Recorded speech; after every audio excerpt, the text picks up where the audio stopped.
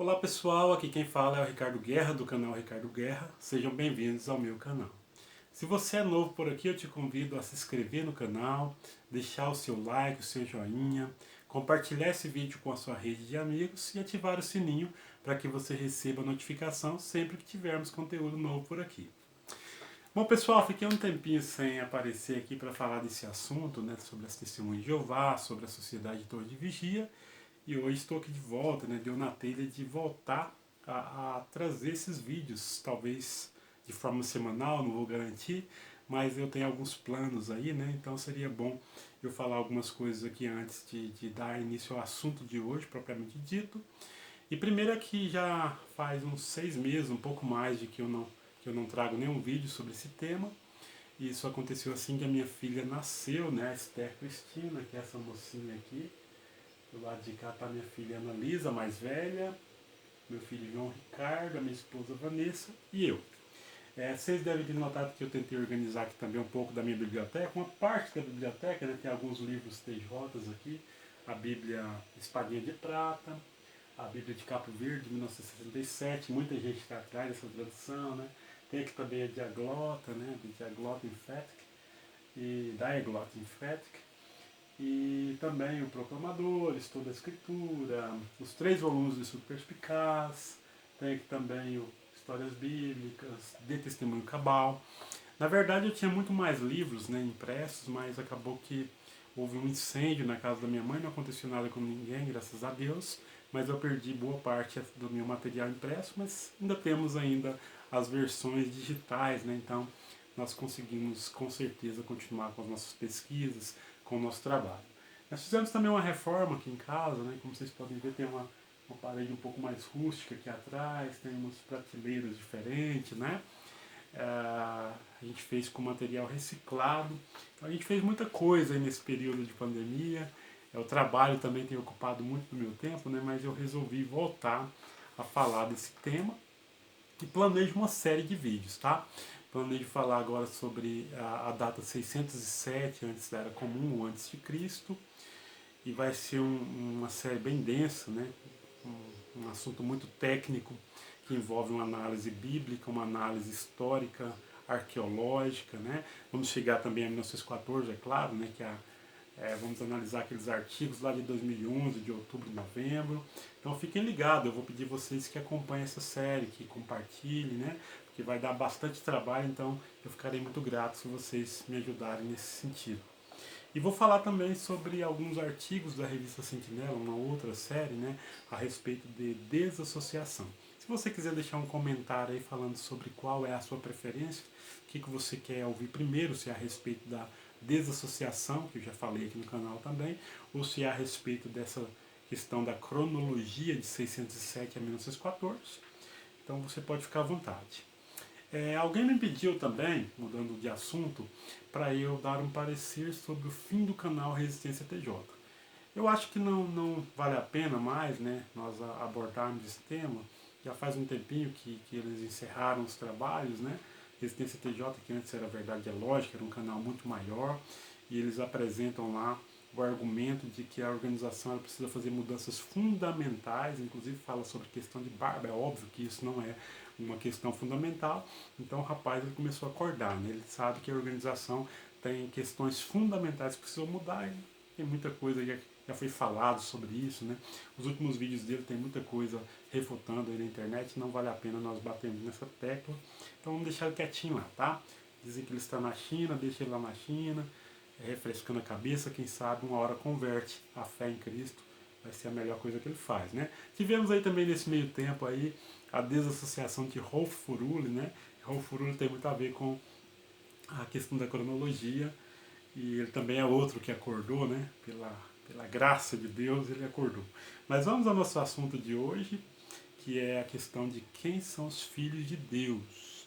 E o motivo pelo qual eu resolvi fazer esse vídeo hoje é que justamente hoje de manhã, na minha semanal, no meu semanal encontro aqui, na nossa reunião semanal em família, onde a gente canta com as crianças, né, alguns louvores e depois a gente faz um estudo da Bíblia, eu e minha esposa nós analisamos hoje Romanos capítulo 8, de 1 a 17, justamente um capítulo que tem muito a ver com esse tema, né?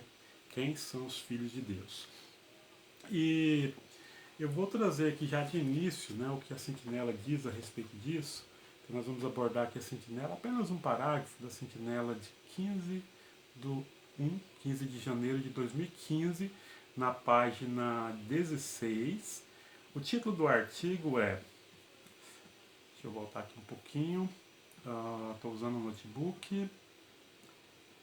Então o título é Por que celebramos a refeição noturna do Senhor?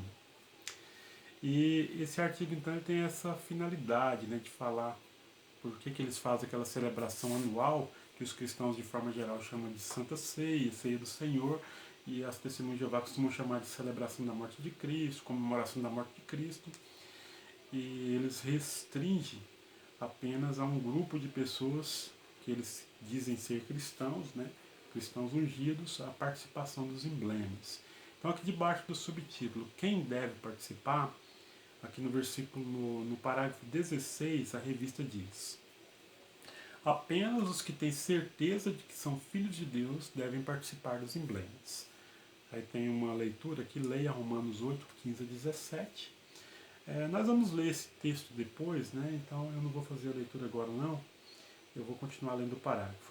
Note que Paulo usou a palavra aramaica Abba, que significa ó Pai. Esse é um termo carinhoso que um filho talvez usasse para falar com seu pai, pois combina a intimidade da palavra papai com o respeito da palavra pai. Os que receberam o espírito de adoção como filhos são filhos de Deus, gerados por seu espírito. O Espírito de Deus dá testemunho com o espírito deles, dando-lhes a certeza de que são filhos ungidos de Jeová. Isso não quer dizer que eles perderam a vontade de viver na terra. Eles não têm dúvida de que, se forem fiéis até a morte, serão reis com Jesus no reino celestial. Hoje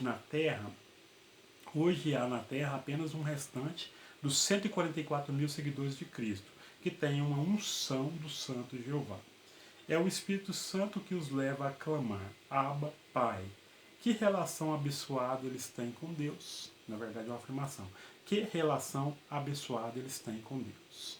Então é interessante que esse artigo, assim como vários outros que já trataram desse tema, tem a única finalidade de reprimir, de todas as formas, né, fazer com que a vasta maioria das testemunhas de Jeová não participem da ceia do Senhor, não participem dos emblemas, dos elementos, como nós diríamos, eles dizem emblemas. E eles usam aqui Romanos capítulo 8, 15 a 17, né, um texto que obviamente se aplica a todos os cristãos e não apenas a um grupo seleto. E aqui já de cara eles falam aqui no final que hoje apenas um pequeno grupo dos 144 mil, e aqui eles deixam bem claro que apenas os 144 mil na visão deles fazem parte desses ungidos, né, que segundo eles, aqui no início do parágrafo, são os que que têm certeza de que são filhos de Deus. Os demais, né, a grande maioria, que eles chamam de grande multidão, eles não são filhos de Deus, pelo menos ainda não são, né? Poderão ser no futuro, no fim dos 1000 anos, né, da prova final lá de Apocalipse, Gog e Magog, no capítulo 20 de Apocalipse. Mas é óbvio, né, que esse assunto ele precisa ser esclarecido, né? É óbvio que isso aqui não representa a realidade, né, do que a Bíblia ensina, e isso vai ficar bem claro. E para nós exemplificarmos isso, hoje eu trouxe um livro, né, que nós gostamos muito, nós que já fomos testemunhas de Jeová, com certeza temos o autor desse livro, Raymond Victor France, ex-membro do corpo governante, né, ele escreveu Crise de Consciência e escreveu também outro livro bastante interessante, Em Busca da Liberdade Cristã. Então esse livro, Crise de Consciência, ele tem uma experiência aqui aqui no capítulo 10, capítulo 11, melhor dizendo, o momento da decisão, que tem muito a ver aqui com o nosso assunto. E ele fala aqui a respeito da experiência de um homem chamado Edward Dunlap. Deixa eu ver se eu acho uma foto dele aqui para mostrar para vocês. Que foi um homem bastante importante, né, lá na sede, no Brooklyn. Edward Dunlap, ele foi professor da Escola Bíblica de Gilead, né, a escola mais famosa das Testemunhas de Jeová, a escola que treina os missionários que são enviados aí para o mundo inteiro. ele foi professor ali durante a década de 70. Ele também fez parte do departamento de redação durante esse período, né, na mesma época em que o Raymond Franz ele foi membro do corpo governante. Inclusive, o Raymond Franz ele supervisionou a obra, né, a escrita da obra Ajuda ao Entendimento da Bíblia, que hoje é resumido aqui nos 3 volumes de Estudo Perspicaz, ou ampliado, podemos dizer. E, inclusive, ele participou, né, o Eduardo Dunlap também participou da escrita dessa obra. E, segundo o Raymond Franz, ele também era um homem muito humilde e ele escreveu também um comentário à carta de Tiago. E depois de falar dessa questão, né, depois de falar um pouco sobre a história de Eduardo Dunlap ali dentro da sede em Brooklyn, Raymond Franz ele continua aqui na página de número 307 do Crise de Consciência. Ele diz o seguinte: isso tem a ver com o assunto aí, né? Quem são os filhos de Deus, por isso que eu vou ler esse trecho. Menciono tudo isso porque Eduardo Dunlap foi uma das poucas pessoas que sabiam quão profundas eram minhas preocupações quanto ao que via na organização e particularmente dentro do corpo governante. Ele partilhava dessa preocupação. Assim como eu, ele o fazia porque não conseguia harmonizar muito do que via, ouvia e lia com aquilo que havia nas escrituras. Então, Raymond Franz ele mostra aqui que Eduardo Dunlap era uma pessoa bastante íntima, né, próxima dele, eram até confidentes, né, o próprio Raymond Franz contava algumas de suas preocupações a respeito das políticas do corpo governante. Raymond Franz que foi uma voz moderadora dentro do corpo governante, né, o corpo governante ele sempre tinha a tendência, assim como tem, de tornar o fardo muito pesado para ser testemunho de Jeová. O Raymond Franz ele sempre foi uma voz moderadora até que ele foi expulso, né? Ele foi convidado a se retirar do corpo governante e depois ele foi expulso por simplesmente tomar uma refeição com o seu, por assim dizer, patrão. E então ele mostra aqui que as preocupações de Raymond Franz também equivaliam em grande medida às preocupações do próprio Eduardo Dunlap, que também era um grande erudito, né? Muitas pessoas falam que o Fred Franz foi o maior erudito que a Sociedade Torre de Vigia já teve. Na minha opinião, o maior erudito da Torre de Vigia, na verdade, foi o Raymond Franz, que era sobrinho do Fred Franz, e depois o Eduardo Dunlap, que também foi certamente um grande erudito ali dentro. E, inclusive, ele também foi desassociado, né? Essa situação aqui vai levar depois à sua desassociação por rejeitar não apenas esse assunto, né? Esse ensino falho da organização, como também a questão de 1914, entre outros assuntos. E o Raymond Franz continua a comentar. Apesar de associado à organização desde o início dos anos 30, durante a maior parte dessa associação, ele, Eduardo Dunlap, não se considerava como estando entre os ungidos. Eu estava conversando com ele certo dia, em fins dos anos 70, e ele me contou que quando começou a associar-se, a Sentinela ensinava nessa época que havia 2 classes que herdariam a vida celestial. Nota, então as 2 classes não era uma classe celestial e outra terrestre, as 2 classes herdariam a vida celestial. Continuando, os eleitos, né, compostos de 144 mil, e a grande companhia, ou grande multidão de revelação, Apocalipse capítulo 7. Dizia-se da grande companhia que se tratava de cristãos com uma fé inferior à dos eleitos e que, por este motivo, embora destinados também à vida celestial, essa grande companhia não estaria entre aqueles que reinariam com Cristo como reis e sacerdotes, já que das 2 classes, uma era claramente superior e a outra inferior. Ed tipicamente assumiu que devia pertencer à classe inferior, à grande companhia.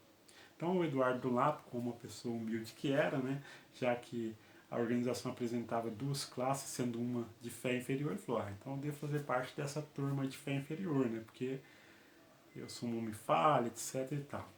E aí ele continua. Veio 1935 e o juiz Rutherford anunciou na Assembleia de Washington, D.C., a verdade revelada, entre aspas, né, de que os da grande companhia estavam biblicamente destinados a viver não no céu, mas na terra. Olha só, uma mudança fundamental, né, da Torre de Vigia, e quem estava por detrás? O segundo presidente da Torre de Vigia, Joseph Franklin Rutherford. Continuando, como disse Ed, ele tinha sempre abrigado consigo a esperança de vida celestial e sentia que não podia haver nada mais maravilhoso que servir na presença de Deus e na companhia de seu filho. Mas, devido à mudança anunciada no ponto de vista da organização, ele reprimiu essas esperanças e aceitou aquilo que lhe disseram que devia ser a esperança como parte da grande companhia. Então, como é de praxe, né, a organização ela se acha o amo da fé das pessoas, né, contrário ao que Pedro diz, que os superintendentes não devem exercer domínio, né, sobre a vida das pessoas, mas sim pastorear, cuidar.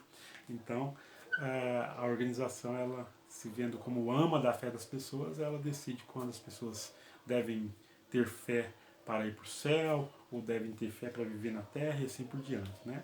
Então, Eduardo Lapp, humildemente, ela aceitou esta nova, esse novo ensino, essa nova luz, por assim dizer, né?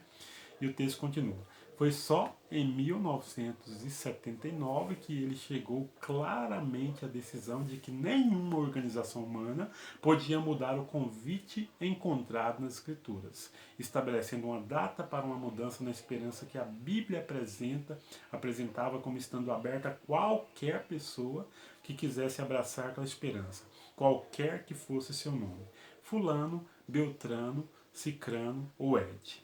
Assim, 44 anos depois de 1935, ele começou a participar dos emblemas, o pão e o vinho, na refeição noturna do Senhor, algo que só os ungidos entre as testemunhas de Jeová o fazem. Então, o Eduardo Lapp, agora ele havia entendido, né, que o convite que Jesus faz, ele serve para todo cristão, não é para uma classe seleta de cristão. E ele entendeu que, eu vou acrescentar a palavra arbitrária aqui, né? Ele entendeu que uma organização arbitrária ela não tinha direito de decidir se ele devia ou não participar dos emblemas, inclusive não deveria interferir na sua esperança, né? Se a sua esperança era celestial ou se a sua esperança era terrestre. E o texto continua. Quando uma testemunha ou qualquer outra pessoa pergunta como é que alguém sabe se ele ou ela é da classe dos ungidos, com a esperança celestial, a resposta padrão é fazer referência à declaração de Paulo em Romanos 8, 16 e 17, citado lá na Sentinela de 15 de 1 de 2015, no parágrafo 16. O texto diz: o próprio Espírito dá testemunho com o nosso Espírito de que somos filhos de Deus. Então, se somos filhos, somos também herdeiros, deveras herdeiros de Deus, mas co-herdeiros de Cristo, desde que soframos juntamente, para que também sejamos glorificados juntamente. Então é óbvio que esse texto ele se aplica a todos os cristãos, né? Mas a organização, de uma forma muito genérica, ela usa esse texto para dizer que apenas os ungidos, né, devem participar dos emblemas, inclusive eles desincentivam, né, falam que alguns participam porque têm problemas mentais e não fazem parte do grupo e assim por diante. E o texto continua. O ensino oficial tem sido e é que somente estes 144 mil ungidos podem ter tal testemunho do Espírito, e que lhes indica que são do grupo seleto dos 144 mil, os únicos que podem esperar a vida celestial. Todos os outros podem ser apenas classificados como prospectivos filhos de Deus, e sua esperança deve ser terrena. Então a organização ela dita as regras, né? Se amanhã ou depois a organização falar, todo mundo está liberado para participar dos emblemas, ninguém vai hesitar, todo mundo vai participar, né? Porque o que a organização fala é doutrina, tem peso de lei, e é assim que funciona. E o texto ainda continua. Na leitura do contexto, desde o próprio início do capítulo, ficou evidente para Ed que o apóstolo Paulo estava, na verdade, escrevendo sobre duas classes, mas não sobre duas classes divididas por sua esperança de vida celestial ou terrena no futuro. Então, o Eduardo Lapp chegou a clara conclusão, é só ler o contexto, né? Romanos capítulo 8, de 1 a 17, você vai ver ali que ele fala de duas classes. Mas que duas classes? Não se trata de uma celestial e outra terrestre. Em vez disso, as duas classes claramente eram aqueles guiados pelo Espírito de Deus, de um lado, e aqueles governados pela carne pecaminosa, do outro. Todo o contexto fala, né? A mentalidade segundo a carne, a mentalidade segundo o Espírito. E continua. O contraste que o apóstolo apresentou não era entre a esperança de vida no céu ou de vida na terra, mas entre a vida e a morte em si mesmas, entre a amizade com Deus ou a inimizade com Ele, como declara os versículos de 6 a 9. Essa parte é bem importante, note. Pois a mentalidade segundo a carne significa morte, mas a mentalidade segundo o Espírito significa vida e paz. Porque a mentalidade segundo a carne significa inimizade com Deus, visto que não está em sujeição à lei de Deus. De fato, nem pode estar, de modo que os que estão em harmonia com a carne não podem agradar a Deus. No entanto, vós estáis em harmonia não com a carne, mas com o Espírito, se o Espírito de Deus verdadeiramente morar em vós. Mas se alguém não tiver o Espírito de Cristo, este não pertence a ele. Então o texto é muito claro, né? É a mentalidade segundo a carne, que conduz à morte, à inimizade com Deus. A mentalidade segundo o Espírito, que conduz à vida, à paz, à comunhão com Deus. É simples assim. Não existe uma terceira classe ali intermediária, né? De pessoas que seriam herdeiros da terra e assim por diante. Não, o texto é bem claro. Ou você é guiado pelo Espírito e terá a vida, ou você é guiado pela carne e terá a morte. É simples assim. Então o texto aqui continua, o texto do livro. Não havia nenhuma questão a respeito da vida celestial ou terrena nas considerações de Paulo, mas simplesmente se alguém estava vivendo pelo Espírito de Deus ou estava, em vez disso, vivendo de acordo com a carne pecaminosa. Paulo deixou claro que era uma coisa ou outra. Ou alguém tinha o Espírito de Deus e produzia seus frutos, ou estava em inimizade com Deus e não pertencia a Cristo. Sem esse Espírito não podia haver vida e paz, só morte. Se a pessoa tinha de fato o Espírito de Deus, então era filho de Deus. Pois Paulo diz no versículo 14: porque todos os que são conduzidos pelo Espírito de Deus, esses são filhos de Deus. Olha só que conclusão extraordinária, né? A mentalidade segundo a carne significa morte, a mentalidade segundo o Espírito significa vida e paz. E todos os que são conduzidos pelo Espírito de Deus, esses são filhos de Deus. E aqui caberia uma pergunta muito interessante para o testemunho de Jeová. Note o que é a importância do contexto, né? Uma coisa é você pegar um texto isolado e você criar a doutrina que você quiser. Mas quando você analisa o contexto, aí a coisa é diferente. Então a pergunta que eu faria para o testemunho de Jeová é a seguinte: bom, você está dizendo que você não é filho de Deus. Você é da grande multidão, só os ungidos, né, aquele grupinho seleto lá, que é filho de Deus. Então, segundo esse texto, quem é conduzido pelo Espírito de Deus é filho de Deus. Então, se a pessoa não é filho de Deus, ela é conduzida por quem? Pelo Espírito de quem? Então, não tem como, né, fugir, né? Se a pessoa não é filho de Deus, então ela não é conduzida pelo Espírito de Deus. A resposta é muito óbvia. Não tem como fugir disso, né? Tanto que a organização nem faz questão de falar desse assunto.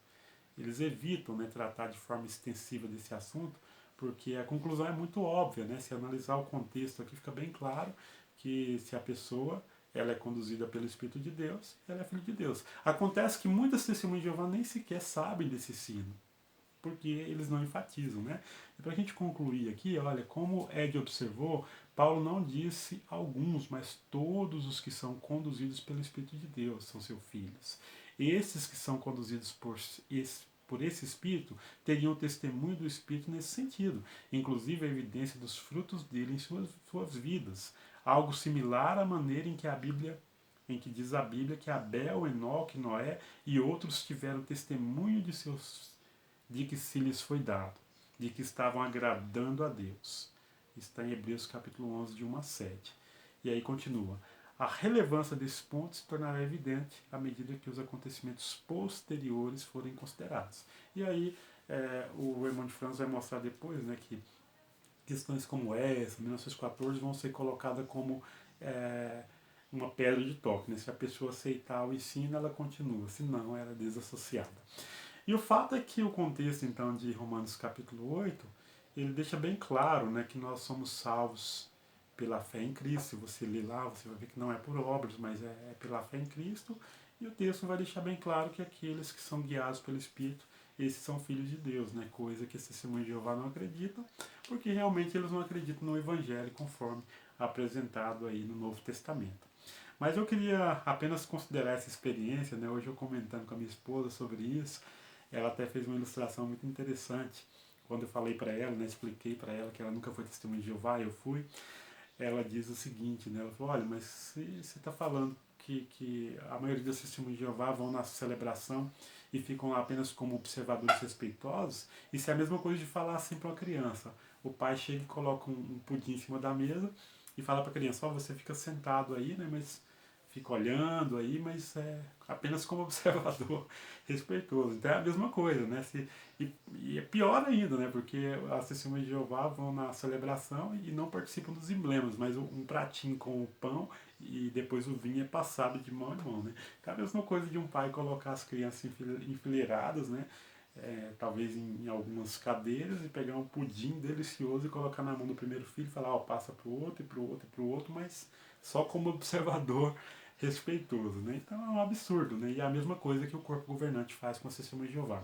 Aqui a gente está rindo aqui, mas isso é muito sério, né? Porque com isso a organização ela tira as pessoas da comunhão com Cristo e isso certamente será cobrado dessa liderança opressora.